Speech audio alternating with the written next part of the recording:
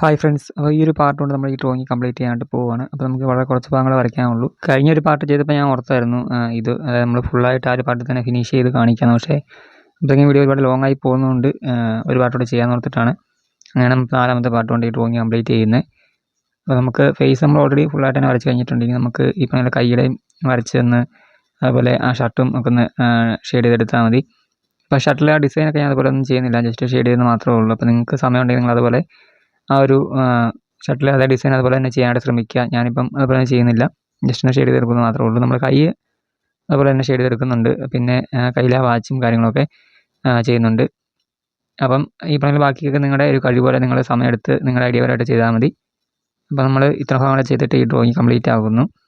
അപ്പോൾ നിങ്ങൾ ഈ പാർട്ട് കാണുന്ന സമയത്ത് നിങ്ങൾക്ക് ഡൗട്ട് ഉണ്ടെങ്കിൽ കമൻറ്റ് വഴി ചോദിക്കുക, ഞങ്ങൾക്ക് റിപ്ലൈ തരുന്നതായിരിക്കും. അതുപോലെ ഏതൊരു പാർട്ട് കാണുവാണെങ്കിൽ നിങ്ങൾ എന്തെങ്കിലും ഡൗട്ട് ഉണ്ടെങ്കിൽ കമൻറ്റ് ചെയ്താൽ മതി. കഴിഞ്ഞ പാർട്ടിലൊക്കെ നിങ്ങൾക്ക് എന്തെങ്കിലും സംശയം ഉണ്ടെങ്കിൽ ആ കാര്യങ്ങളൊക്കെ ചോദിക്കാവുന്നതാണ്. പിന്നെ നിങ്ങൾ വെച്ച ഡ്രോയിങ് ഒക്കെ എനിക്ക് അയച്ചു തരാൻ പറ്റും, ഇൻസ്റ്റാ വഴിക്ക് ഒന്ന് അയച്ചിരുക. ഇൻസ്റ്റാഗ്രാമിൽ ഞാൻ ചാനൽ കൊടുത്തിട്ടുണ്ട്.